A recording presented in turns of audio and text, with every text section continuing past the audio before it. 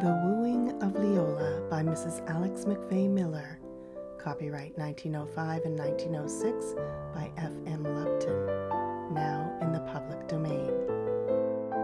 Chapter 15. Surprises All Around. Very dimly indeed burned the lamps among the floral decorations as the family at Wheatlands gathered in the parlor for the wedding ceremony. Jessie and her mother in full evening dress, though Leola had sent word down that she would be married simply in her traveling dress. Outside the gates waited the brand-new carriage with prancing white horses that had brought Giles Bennet and the Methodist preacher who was to perform the ceremony, and in the parlor the bridegroom waited, spick and span in his new black suit, for his bonny bride. Jessie Sterling, at the piano, had already begun the first low notes of the wedding march, and to that sound came Leola slowly down the stairs on the arm of Miss Tuttle, having peremptorily declined her guardian's escort. Mrs. Sterling thought it rather ridiculous, as they came in sight, that silly old maid, Miss Tuttle, had chosen to wear a hat and veil like the bride at the ceremony, but she did not give the poor drab-faced creature a second look. She was so intent on watching the proceedings. Wizard Herman met the pair at the door, and taking the golden-haired girl by the arm, led her to the rotund bridegroom waiting nervously for his happiness. The minister cleared his throat, ready to proceed, but the bride stood still for a moment facing Giles Bennet, and her low voice said distinctly, "The mortgage on Wheatlands, the prize for which I am sold, sir. Have you brought it as agreed upon?" He produced a folded paper, and she beckoned to her guardian. "Examine this paper. Is it bona fide?" He answered huskily, "Yes." She looked at Giles Bennet. "You are willing that I destroy this paper, on condition that I marry you immediately afterward?" "I agree to your conditions," he said, and directly the fragments of the mortgage fluttered like a miniature snowstorm from the bride's white-gloved hands to the floor. Then she took his arm, and they moved across to the waiting minister, who began to pray. In the excitement, no one noticed a rapping on the open hall door, nor that poor Miss Tuttle, instead of attending the bride as maid of honor, had sunk into a low seat near the door with her handkerchief hiding her veiled face. The music played on softly like a sigh, the dim lights flickered forlornly among the fragrant flowers, and the short marriage ceremony of the Methodist Church in less than 10 minutes made Leola Mead the bride of Giles Bennet, who had bought her for her beauty like a slave in the Circassian market. And just as he pronounced the pair man and wife, the man who had been knocking unheard at the hall door strode impatiently to the parlor and looked within at the unexpected sight of a wedding party. He was a middle-aged man of distinguished appearance, with dark eyes, grizzled auburn hair, and a face bronzed as from travel. No one saw him as he waited at the door, while the witnesses crowded forward with eager congratulations to the smirking bridegroom and the veiled bride. Last of all came the one who had been sitting yonder sobbing in her little lace handkerchief, and taking first the hand of Giles Bennet, she exclaimed earnestly, "I congratulate you, sir, on winning this rare prize. She will make you very happy, I know." Then, with a soft laugh that startled everyone, she threw her arms about the bride, half sobbing, "Dear, dear governess, I hate to give you up, even to our kind neighbor, Mr. Bennet, for you have loved him so well. I know it is for your best happiness to leave me." With a dexterous movement of her hand, she flung off her veil, hat, and wig in one gesture, and stood revealed, beautiful golden-haired Leola, masquerading in Miss Tuttle's worn and threadbare black silk gown, a skimpy thing, too short and too tight, and likely to burst with the peal of laughter that shrilled over her rosy lips at their amazed looks. They all began talking wildly at once, and stared in wonder at the veiled bride, who suddenly followed Leola's example, and threw off hat, veil, and golden wig together, showing Miss Tuttle's pretty brown waves of hair and her pale, rather frightened face that turned piteously to her new-made husband as she faltered weakly, "I planned this deception to save my dear Leola, because she vowed that rather than live with you after she had paid her guardian's debt, she would kill herself this very night. I couldn't let her do that, the poor girl, who hasn't a friend on earth but me, and whom I love as if she were my own child. So, to save her, I carried out this trick, And I am your wife, sir, whether you own me or not. But though I am not as young and pretty as Leola, I will be a better companion for you, Giles, than she would ever be, for she fears and hates you, while I have always respected you highly ever since I knew you, and will try to make you a good wife if you will overlook the little ruse by which I won you." They were all so dazed that no one had tried to interrupt her, but now Giles Bennet, turning furiously on Herman, cried, "You hound! You let me be tricked into this fraud, but it shall avail you nothing. I repudiate this marriage and the whole transaction. The destruction of that paper shall not prevent me from getting back my money from you. The law will protect me in my rights." "I protest I had no hand in this deception. I meant honestly by you, and to prove my word I will have nothing more to do with those women who have united in this effort to make you a laughingstock and to get me into trouble. They shall both leave my roof tonight and forever, Giles, but I beg you will be patient with me and grant me a little more time before you bring suit to recover your money," began Herman abjectly, when a ringing voice cried, "Hold!" and the unobserved stranger at the door strode, uninvited, into the room, adding, "Ah, Henry Herman, you know me. I have come at last for my daughter Leola, and it seems I have unearthed some villainy on your part. Will someone tell me the meaning of all this excitement?" Leola flew to him with a cry of joy. "My father! Oh, my father! You have come at last!" The bronze stranger clasped her to his heart and kissed her beautiful lips again and again, exclaiming, "Sweet image of your lovely mother, now an angel in heaven, we shall never be parted again. But now tell me the meaning of this strange scene." Clinging fondly to his arm, the girl answered spiritedly, "That old Falstaff there held a mortgage on my guardian's estate for $15,000, and offered to cancel it if I would become his wife. So I was persecuted into giving him my promise, and to save me from despair and suicide, my dear governess planned to deceive them and put herself in my place." "But it won't do any good," blustered the angry Bennet. "I won't take the old girl on any terms, and I'll have my money out of Herman all right, and that soon." He recoiled in surprise at the stranger's contemptuous laugh. "Your mortgage is not worth the paper it is written on, for I hold a prior one that Herman executed to me over 30 years ago for $30,000, as much as the full value of his estate. This money he had from me before my Leola was born, because I admired his scientific attainment and wished to make him independent, so that he could prosecute his experiments in chemistry. At my dear wife's death I went abroad with an exploring party to drown my grief.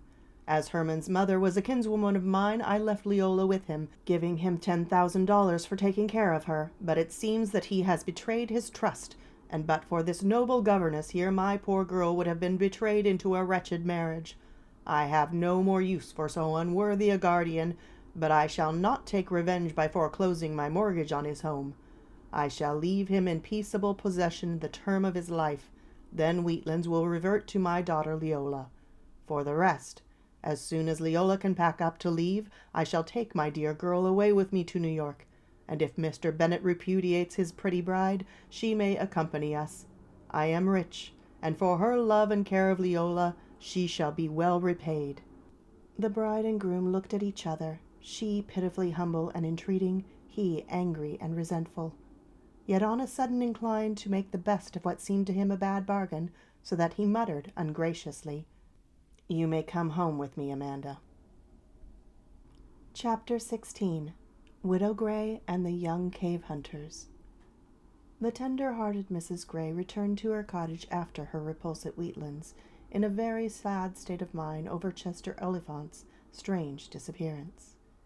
In the month that he had boarded with her, she had grown to appreciate him very highly for his true manliness and noble character, and, on his part, her esteem had been returned by a frank, outspoken regard. Toward the last he had made her his confidant, telling her his true name and position, and explaining why he had wooed Leola under a mask for the sake of romance, wishing to be loved for himself alone. "My life has been sad in many ways in spite of great wealth," he said. "My parents died in my early childhood, and I was brought up by an uncle and aunt who are all now dead, so that I have nearly no near relatives, having been an only child.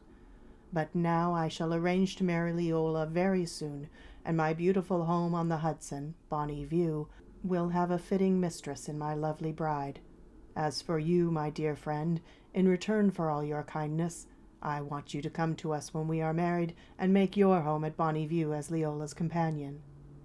He was disappointed when she declined, gently but decidedly, to accept his offer, and when he pressed for the reason, the good woman said simply, "I cannot leave the little cottage where I came a bride, for the sweetest memories of life cluster around this humble spot.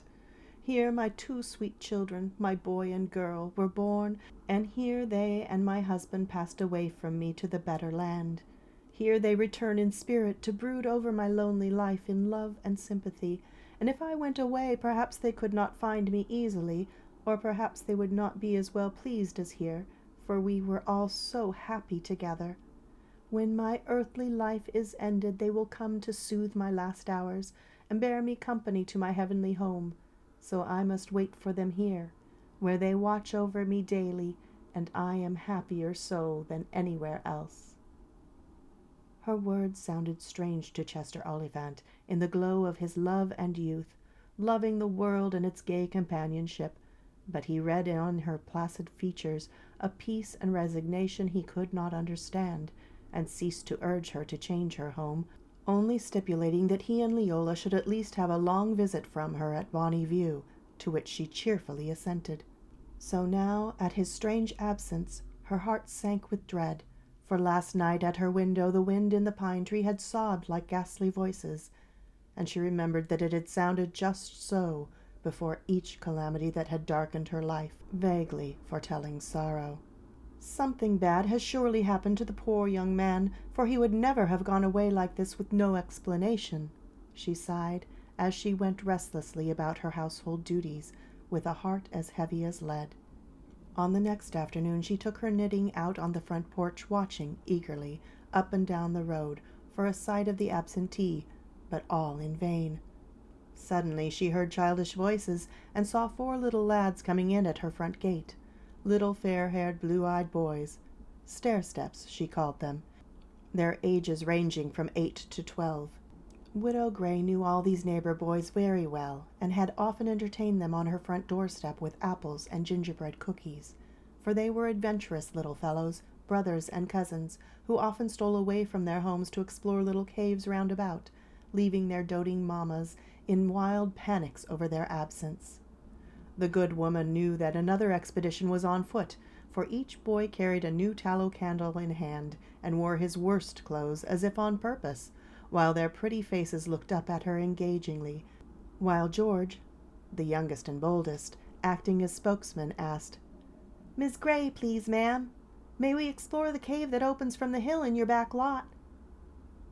Smiling cheerily at them, she answered kindly, "Bless your little hearts, there ain't no cave there, children. My husband always told me 'twas the end of an underground passage from Wheatlands, where the Hermans used to hide in Indian raids." "We'd like to see it all the same, ma'am, please," said the blue-eyed boy with the little pug nose, in that sweet, coaxing voice that always won its way with everyone. At that she frankly gave consent, since she could see no possible danger in the adventure, but as she handed them out some currant buns for lunch, she shook her head at them slyly, saying, "I wonder if your ma's know you are out on this raid?" "Oh, they don't care," fibbed Willie, with a jaunty air, and then they all went round the house, disappearing presently in the hole under the hill, with their lighted candles, the 4 dearest and happiest little chaps in Christendom. "Bless their little hearts," she sighed, wiping the quick tears from her eyes as she thought of her own 2 darlings at rest in the little green mounds over in the Presbyterian graveyard, under the grass and flowers. And as she knit and rocked, the summer wind seemed like tender childish fingers playing with the locks of white hair on her wrinkled brow. So time slipped away for an hour or so, as she sat there in the summer stillness, lulled by the hum of bees and the song of birds, and the low breeze sighing in the pine trees, and then she started up at the sound of excited voices coming around the house. The 4 cave hunters were returning helter-skelter, their faces pale, their eyes like saucers, all shouting at once, "Oh, Miss Gray, we have found a dead man! A dead man! A dead man! If you don't believe us, come on and we will show you." It was no boyish joke. She could see from their pale, earnest little faces. So she said, "Oh my, how dreadful! Some Indian bones, perhaps, my dears?" The boys, who had got in a close group together, now began to talk in loud whispers, one saying, "Oh, tell her!" another, "Oh, don't!" while the something unexplainable in their faces made her tremble with a strange dread. She said as calmly as she could for the wild beating of her heart, "Out with it, boys. Tell me all you know at once." Thereupon Georgie shouted glibly, "We went about 5 miles in the cave with our candles, and then we found—" She held up a remonstrating hand, saying, "Not 5 miles, oh no. I have often heard that the underground road isn't more than a mile." "Well, a mile then," continued George unabashed, "and then we thought we heard an awful grunt, and we all jumped so that our candles most went out, and the skin creeped on our bones, 'cause we thought it might be an Indian ghost, you see, and we might get tommyhawked, and our mammas wouldn't never know where we was, 'cause we sneaked away." He broke down with a stifled whimper and nudged the next boy to go on. Alex took up the story, saying, "The little boys was scared, but we wasn't, and we marched right on, and directly we came on a dead man. Not Indian bones, no, but a white man with his head all bloody, and then we thought we better come back for you, 'cause you know him." With a groan she cried, "You don't mean my boarder, Mr. Chester?" Perhaps the little fellows had already decided to break the news to her gently, for they nudged each other, and the oldest one said sorrowfully, "It looked like him, but maybe 'tain't. Please come with us and see." "I will come," she said. "But wait, you said he groaned." "Before we got to him it sounded like groans, but when we found him he was dead. Dead as a doornail," sobbed little Laurie awesomely, while the eyes of the smallest one brimmed over with tears. It needed no more to make the excited woman follow their guidance back to the cave, as they persisted in calling it, taking with her some water and a bottle of wine. She soon found that the little boys had told her the truth.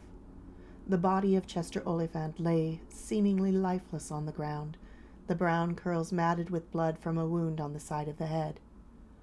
"Oh, who has done this awful murder?" she moaned, as she listened at his heart for a throb of life. It seemed to her there was a faint, irregular beat, and she hastened to apply her restoratives, eliciting a low sound like a gasp or sigh. "Oh, boys, we'll have to carry him out to the air," she exclaimed, and by their valiant efforts they got him out of the passage, just as twilight darkened the world. Chapter 17. Time Does Not Stop for Tears. While the wedding was going on at Wheatlands that evening, Dr. Barnes, hastily summoned to the cottage, was sewing up a ghastly cut on Chester Oliphant's head, and explaining to Widow Gray that it had barely escaped being a fracture of the skull. Even now he could not tell what the outcome would be, for though life still lingered, there was no return to consciousness. He made the 4 little heroes very proud and happy by telling them that God himself must have prompted their expedition that day in order to save the young man's life, and they scampered off home in great excitement to spread the news of their wonderful adventure. Meanwhile the doctor sent for the best nurse in town and installed her at the cottage to aid Mrs. Gray in caring for the patient. But when Leola Mead and her father were driven down to the station that night to take the midnight train for New York, no hint of the truth reached them, and Leola's heartache over her lover's falsity was destined to last long, for from that hour, when she had fallen like one dead in the arbor, no news of him transpired for many months. Too proud to confess her heart wound to her father, she never called that once loved name in his hearing. She only sought refuge from her pain in change of scene, saying to him eagerly, "Papa, darling, I have been buried in the country so long that I am wild to see the world. If you are able to gratify my desires, I prefer travel to anything else on earth." "I live only to gratify your wishes now, my precious daughter," answered Alston Mead, eager to atone for having neglected her so long in his passionate grief over the loss of his lovely young wife. He had planned to come back and settle down in a quiet home with his lovely daughter, but he found it no hardship to gratify her desire for travel, since wandering had become a second nature with him. So in their leisurely wanderings through the United States and afterward abroad, the past became almost like a dream to Leola, who told herself bitterly that doubtless Jessie Sterling and Oliphant were married long ago, and that she did not care, for she hated him now as much as she had once loved him. Alston Meade, in all ignorance of the tragic love story of his fair daughter, wondered a little that she remained so indifferent to the suitor she attracted wherever she went, for to him it seemed very natural for a young girl to fall in love. Still he rejoiced that she did not appear to be susceptible, saying to himself that he could keep her all the longer to himself. But all the time Leola was thinking with bitter pique and pain of Jessie and Chester, reconciled and happy, perhaps long ago wedded, his love affair of that golden summer an almost forgotten episode. It was bitter, for Leola knew in her heart that she had given the best and truest love of her life, and that she could never know again the bliss of those fleeting days when she had loved and trusted as she never could again, because her tenderness had been betrayed, her heart trampled on like a withered flower thrown into the dust. Like the wild hyacinth flower which on the hills is found, which the passing fleet of the triflers forever tear and wound, until the purple blossom is trodden in the ground. So strangely and completely had Leola's life changed that sometimes she felt as if she had died and come to life again in some new world, a kaleidoscope world of change, in which every face and scene was new. If only, she said to herself bitterly, she had not brought with her into this new life the cruel memories of the past that seemed always crying aloud to her heart. Look in my face, my name is Might Have Been. I am also called no more, too late, farewell. Unto thine ear I hold the Dead Sea shell. Cast up thy life's foam-fretted feet between. Unto thine eyes the glass where that is seen, which had life's form and love, but by my spell is now a shaken shadow, intolerable. But time does not stop for tears, and the days and months rolled away and brought round golden June again, so that it was a year since Leola had ridden out so joyfully on Rex to meet her fate in Chester Oliphant's dark blue eyes. They were in Paris now, and everyone knows how charming Paris is in June, but somehow Leola's thoughts turned backward to the West Virginia hills that she had vowed she never cared to see again, turned back with a strange homesickness to the wild and picturesque scenes where her joyous youth had been nurtured, to the old faces, the old pleasures, and she thought that she should like to get on Rex's back again for a breezy canter into the country town, or on to the old blue sulphur spring for a draught of its cold, clear, sparkling water. She could close her eyes and see just how it was looking after the long, cold winter, in its new summer gown of green trimmed with violets, blue and white, that dear old hillside back of the house, and the orchard would be decked in pink and white, and the birds would be singing like mad in the branches, and the sky would be blue and sunny, and the sweet air seem like an elixir of life. She opened her eyes, and she was in Paris again, and she had in her hand a memorandum for the shopping she was going to do that week. Gowns and laces and jewels to deck that wonderful beauty, to set off, like a splendid frame, the peerless form, the flower-like face, with its somber dark eyes and thick waves of ruddy golden hair, the Titian shade artists raved over. Her father had had her portrait painted, full length and all in white, and all Paris had raved over it when the artist had it on exhibition those few days before it was boxed to be shipped to America. She had made many friends, been entertained at the homes of the rich and great, had refused dazzling offers to the wonder of all, and here she was, all at once, with a fit of nostalgia for the simple home and kindly faces that were gone out of her life forever. Or so she thought. She had often thought of the new Mrs. Bennet, wondering if her simple devotion had ever won her rotund husband's heart, but she had never written her a line in her eagerness to forget the grief over those last days and put them behind her forever. Now she thought tenderly of the good woman, murmuring, "How strange it seems I have never heard one word from all I left behind. Some of them may be dead, some married. Jessie and Chester, of course, long ago, but there are a few I care for, save my dear old governess and Mrs. Gray.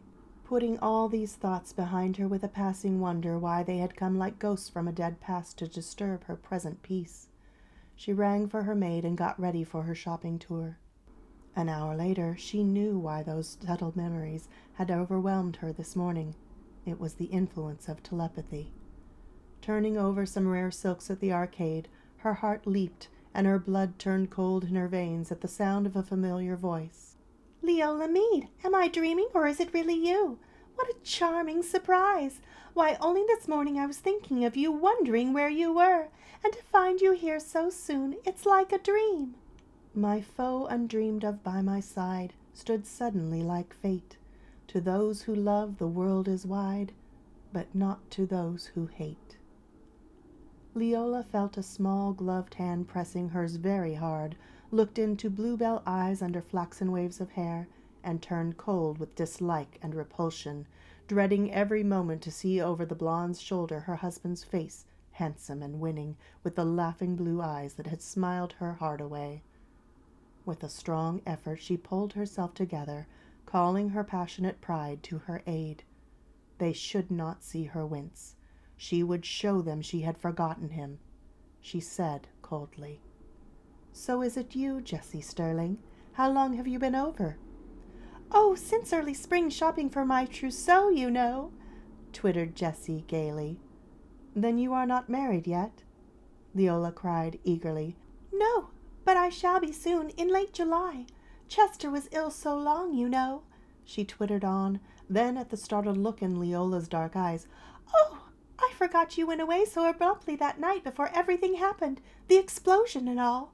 Tell me, haven't you ever heard from home? From any of them? Not a word, you say? How very strange. Leola, is your carriage waiting? Yes? Then I will go for a drive with you and tell you everything.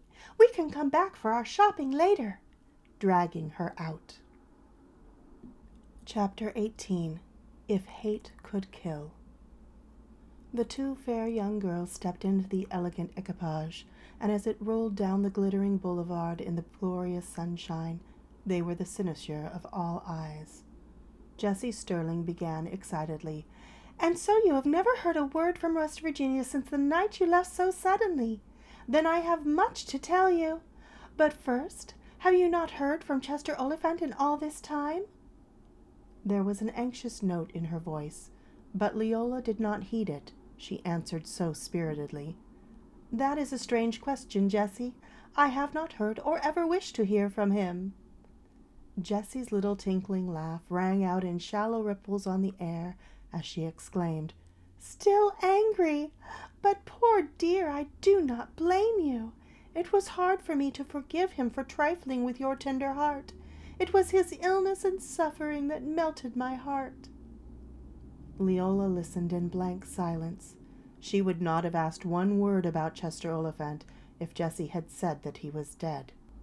"You care nothing for him now. That is plain to be seen. I am glad you have gotten so bravely over it," said Jessie, smiling at the fair, proud face, with the somber dark eyes gazing straight ahead, though seeing nothing of the gay streets with throngs of happy people going up and down as they drove on behind the liveried coachman. Then she added, "You remember, we thought that Chester Oliphant had run away after I betrayed him? That was wrong." She knew that Leola was listening, though she did not answer a word. "To tell the truth, I may have been a little to blame, Leola, for, in anger at Chester's duplicity, I ran to Uncle Herman with my story, and he was angry, fearfully angry, at the wrong done to me and to you. At first he swore he would horsewhip him, but Mamma begged him not to create a public sensation, for she said it was best to let it blow over. Uncle Herman did not say yea or nay, and we thought he was pacified." She drew a long breath and continued, "Well, you remember how everything happened that night, the wedding, your father's return to take you away, and everything?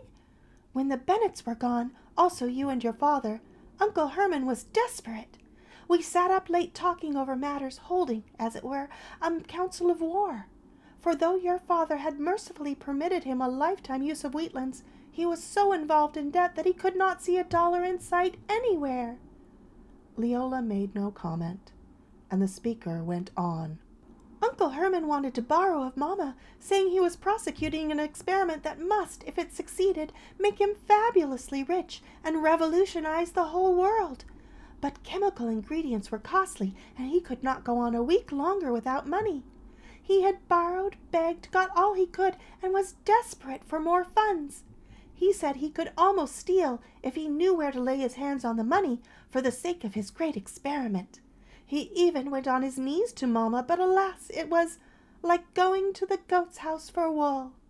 Mamma had pawned her diamonds long before to keep afloat in society, and was desperate for means herself. So she could not help him at all, and she said she would go home the next day so as not to bother him any longer in his trouble.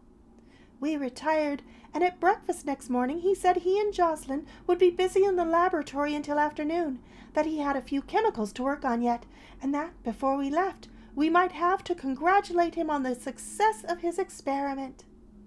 Leola began to look more interested. She could not help being sorry for Wizard Herman and the failure of his pet hobbies, the ambitions of a toilsome lifetime. Jessie Sterling continued. "Mamma and I went upstairs and packed our trunks and telephoned to town for a man to take them down to the station. When they were gone, we walked out to the arbor waiting for luncheon, and to bid good-bye to my uncle when, oh, Leola, what a shock! Suddenly there was the sound of a terrific explosion from the tower, and we fell back almost stunned in our seats. It almost seemed as if the world were coming to an end, for one loud report followed another, and the tower was blown away with all of the chimneys. Then suddenly all grew still, and fire shot out of the windows and doors, caused by an explosion of gasoline Uncle Herman had been using in his experiments." "Oh, how terrible!" cried Leola, finding voice at last. "Yes, was it not?" cried Jessie, growing excited at the memory, and adding, "For not only was the house burned to the ground, but Jocelyn, Uncle's servant, was killed. Well, as for himself, he fought his way bravely from the burning building, saving his life at the expense of all that made it worth living. His eyesight destroyed, his arms burned off to the elbows." "Oh, how horrible, how horrible!" groaned Leola, and her lovely face went deathly white with the shock of the story. "I knew you would be shocked," exclaimed Jessie. "Oh, wasn't it fortunate for us that we had gotten out of the house just before, and saved our trunks, too? The cook was out in the garden getting peas for dinner, luckily for her. Jocelyn was burned in the house, and as for Uncle Herman, we thought he must die too. Indeed, he thought so himself, for he was in horrible agony, so he sent for a priest. He was a Catholic, you know, and confessed his sins." "And he lived after all? What became of him? Who took care of the poor man?" cried Leola, with tears in her eyes, forgetting her own wrongs in exquisite sympathy. "Why, the Bennets took him to their house and cared for him till he recovered, and he lives there yet, having a man attend to him all the time. I must say Mrs. Bennet acted beautifully to Uncle Herman, and has befriended him all this time, in spite of the fact that he hadn't been as good as he might to her when she was a lone old maid." "It was just like dear Miss Tuttle to return good for evil. She had a noble heart," cried Leola. "Dear soul, she was too good for Giles Bennet." "Mamma says she has made a better man of him, and he has become really fond of the kind soul. You see, Mamma made a trip there this spring as Mrs. Bennet's guest, while I came over to Europe with a friend," added Jessie, who would have bitten her tongue off before she would have owned to Leola that, having exhausted all their means and failed to catch a rich husband, she had been forced to become the paid companion of a rich woman, while her mother eked out an existence, visiting around. She would fool Leola and keep her and Chester Oliphant apart as long as she could, but she had an unerring conviction that fate in the long run would bring them together. After a moment's hesitation, she began again. "I told you that Uncle Herman confessed his sins the day he thought he was going to die, but you do not seem curious over it, so I'll tell you all about it anyway. Uncle Herman was so furious over Chester Oliphant's trifling with you and me that on the day when you lay unconscious upstairs, he met Chester in the hall and struck him on the head with a blunt iron instrument, so that he fell like one dead." Dead!" cried Leola, and she shook with emotion. Uncle Herman did not mean to kill him, but he and Jocelyn, who happened along at the moment, both thought he was dead, and to hide the crime they dragged him into the library, took up the flooring, and dropped him down into an underground passage the family had used in Indian times. So on his disappearance we naturally concluded that he had run away to avoid my reproaches, don't you see?" Leola could only gasp, without speaking, so great was her emotion, and Jessie, enjoying the sensation she was creating, again took up the thread of her story. "So that was what Uncle Herman had to confess when he thought he was dying. It was the only really wicked thing he ever did, and he wanted to get God's forgiveness before he died. Likewise, he wanted Chester Oliphant to have a Christian burial. Poor Leola, you are faint. All this has been too much for you." Leola faltered through stiff white lips. "No, no. Go on, if there is any more to tell." Jessie laughed and resumed. "I have kept the best for the last.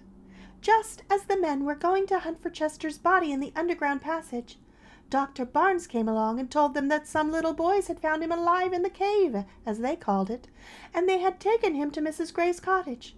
Well, to make a long story short, Chester had an awful wound on his head and a piece of the skull pressed on the brain, and he never recovered health or consciousness till he was taken north for an operation that made him all right again.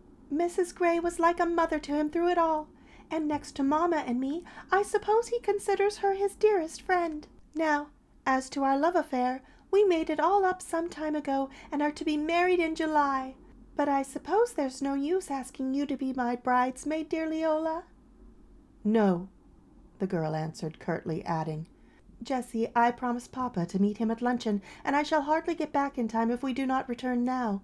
May I invite you to join us?" "Not today, thank you, Leola, but I will call on you soon, for I am anxious to see you again, and also to meet your papa. Now, if you will be so kind as to drive by Lady de Vere's, where I am staying with my New York friend, I will be very grateful." Leola assented, and presently Jessie was set down at the place she wished, and blew Leola a deceitful kiss from her fingertips as she went in, muttering to herself as she watched her drive away. "It was a gratuitous fib I told her about marrying Chester Oliphant, but I couldn't resist stabbing her once more to see the light grow dim in the beautiful eyes that stole his heart from me. All my maneuvering has failed to win him back, and her turn will soon come, for he is here in Paris, although she does not know it, and at any minute they may meet, and everything be explained. Oh, how I wish hate could kill!" Chapter 19. Like a star in the night of her despair. At the luncheon, which was served in their private dining room, Leola could scarcely touch a morsel. She was so eager to tell her father all that she had heard that morning, barring, of course, the facts about Chester Oliphant, whose name she vowed should never pass her lips. But she had scarcely begun her story when he smiled and interrupted. "It seems quite a coincidence that we have both met people from the United States this morning, ghosts, as it were, out of your past life." "Why, Papa?" "Yes, people from West Virginia, dear, old neighbors of yours, and from them I have heard already all you were going to tell me." "Neighbors of mine? Why, Papa, dear, you cannot mean the Bennets." "Why not, my dear?"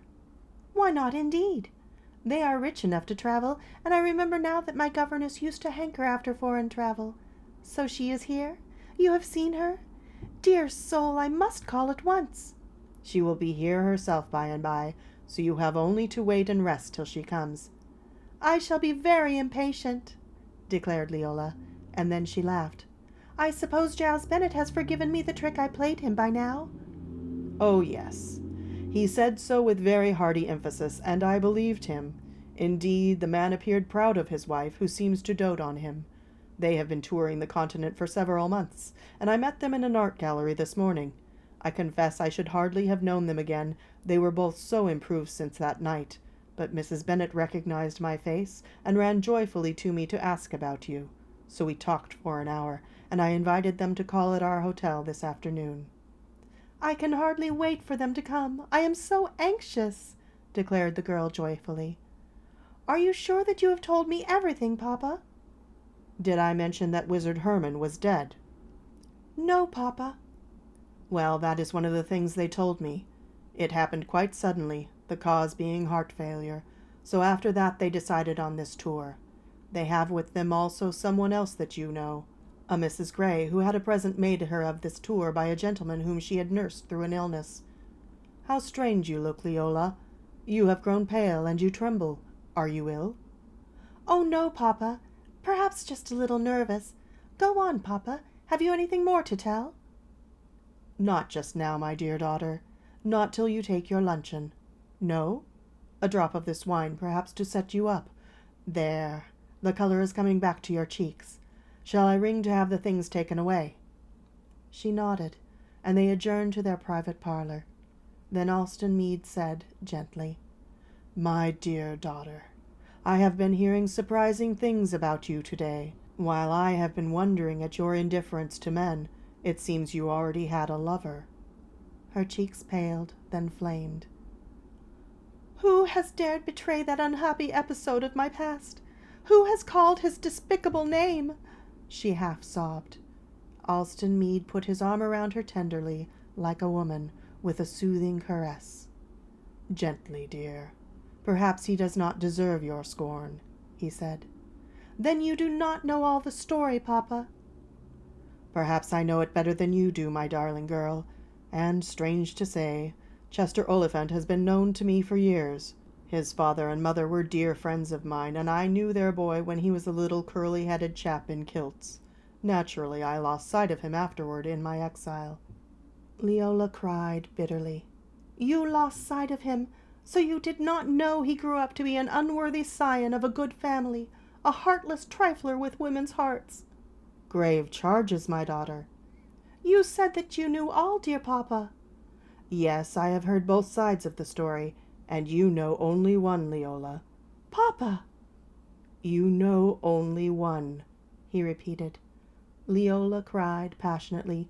That was all there was to know, and I am sorry, I am indignant that my friends in mistaken kindness have betrayed this to you. I was forgetting it in this new life with you, only it came back bitterly this morning when Jessie told me that she will be married to him in July. And you, Leola, did you hear that news without a pang?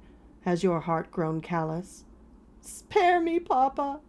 And the golden head was buried on his breast, while heaving sobs shook his daughter's form from head to feet, sobs that seemed to burst her very heart in twain.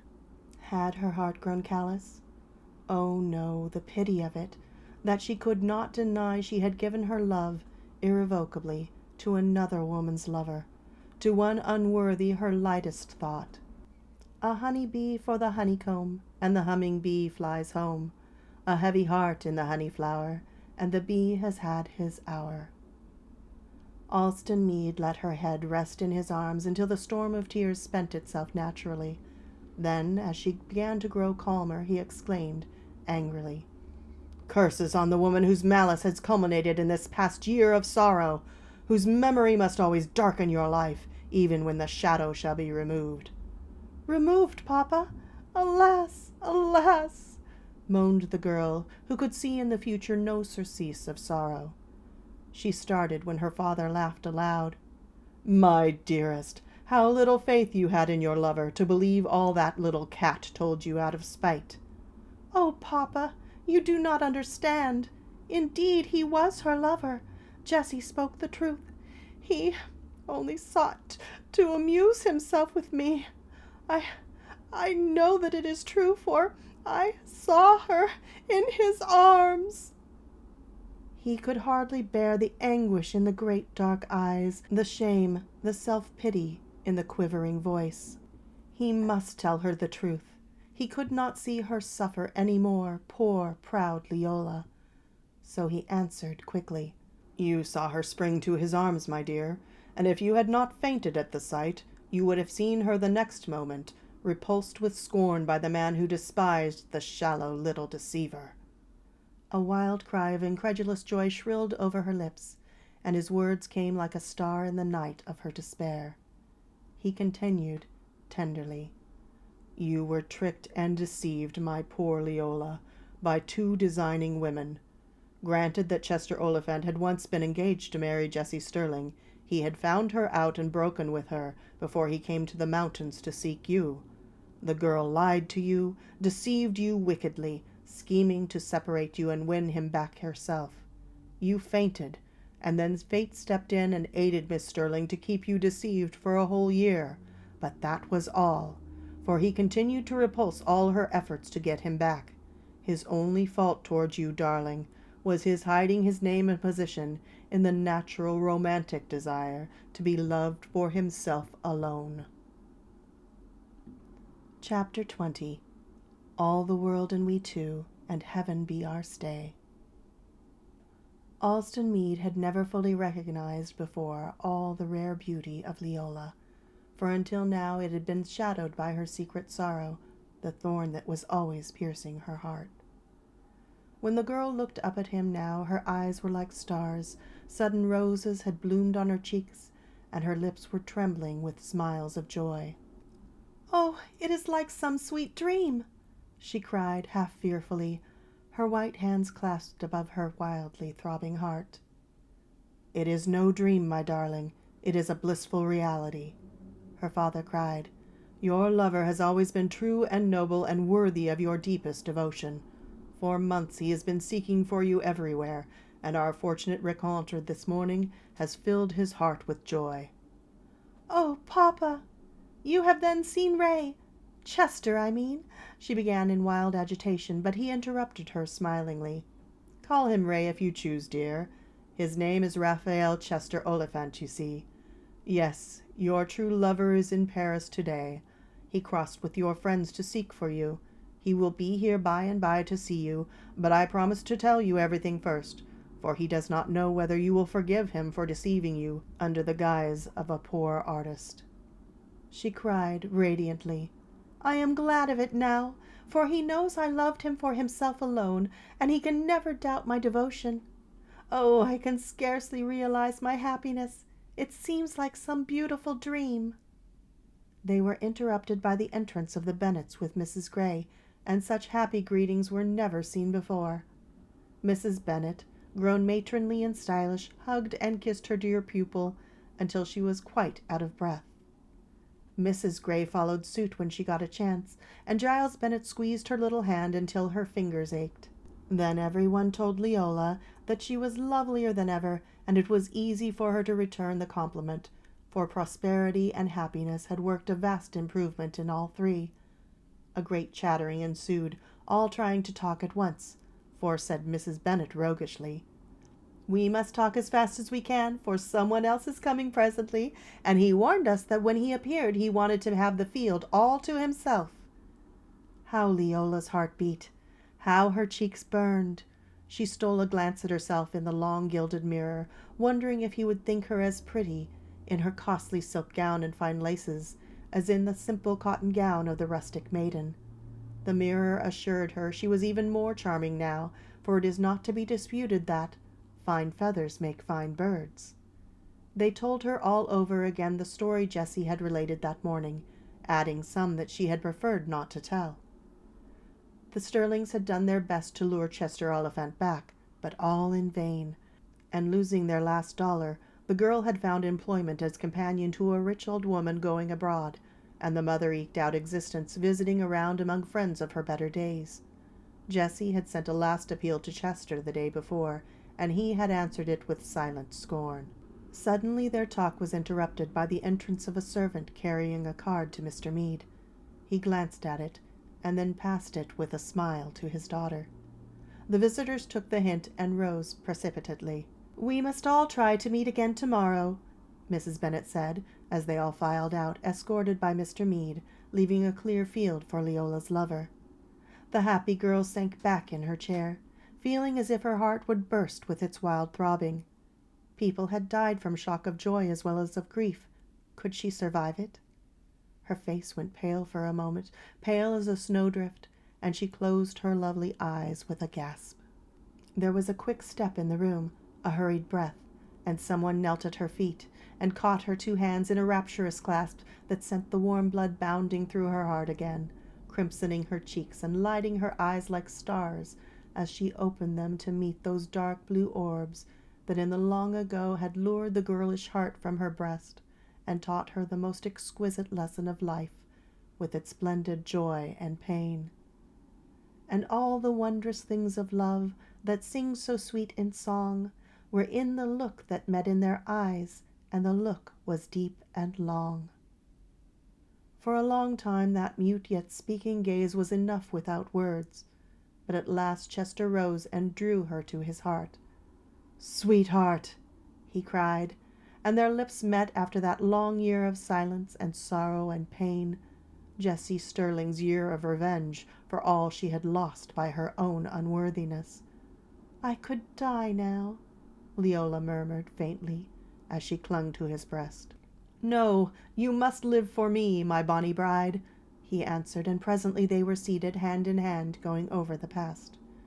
When she told him of her meeting with Jessie that morning and of all she had said, Chester turned coaxingly to his lovely sweetheart. "So she will have me married in July, willy-nilly," he said. "Well then, why disappoint her plans, my darling? We can be married just as well as not in July, if you will only consent." "Why, July is only 2 weeks off, Ray." "Well, we can make it the last of July, you know, dear. It is so easy to get a trousseau here in Paris, don't you know? Say yes, Leola, do," he pleaded. "We must ask Papa first, you know," she said. "Papa will never stand in the way of our happiness," he cried eagerly. "But, Ray, he will be so lonely." "No, dear, for he must come to Bonnyview and live with us, so he will only gain a son instead of losing a daughter." Alston Meade was easily brought to take Chester's view of the case, the more easily because he had in his heart a secret he would never confide to any. In the last few years, an incurable disease of the heart had fastened upon him, and the most eminent physicians had told him he had not much longer to live, even if he settled down to quiet days for the rest of his life. It had pained him to think of leaving beautiful Leola alone in the world, heiress to his wealth, perhaps to become the prey of designing fortune-hunters. Now all that tangle would be straightened out by her speedy marriage. He gave consent gladly to all that Chester Oliphant proposed, and he said to himself, "Now, whether I die in a few months or live long enough to name my first grandchild, I shall pass away in peace, knowing that Leola's heart can rest safely in her husband's love." So Chester had his way, to the delight of all, and the invitations went out soon for the wedding at the Grand Cathedral, for Chester wanted all the world to see his peerless bride. Most especially did he wish Jessie Sterling to be present, so in the invitation that went to her was a note from the happy groom-to-be. "My dear Miss Sterling, as you saved me the trouble of setting my wedding day by naming it for July, Leola and I will ensure your reputation as a prophet by accepting the date." When Jessie read that note, with Chester Oliphant's name signed to it, she tore it to tatters in her fury, but that did not prevent her from showing the elegant invitation to her employer, and saying, hesitatingly, "I was once engaged to young Oliphant myself, but his love grew cold when my fortunes failed, and I willingly released him." Lady de Vere only smiled, for she had heard from one of Jessie's former friends the story of Jessie's engagement, broken through her own fault long before she was reduced to poverty, so she only thought, "That girl is the most consummate liar I ever knew." A bitter curiosity carried Jessie to the wedding, but she wore a thick veil, for she did not want to be recognized. When she wrote to her mother afterward about it, she confessed that Chester and Leola made the handsomest bridal couple she ever saw, but that in her humiliation she had one comfort left. Though she could not win him back, she had succeeded in separating him from his sweetheart for one terrible year, whose pain and anguish neither could ever forget. The end.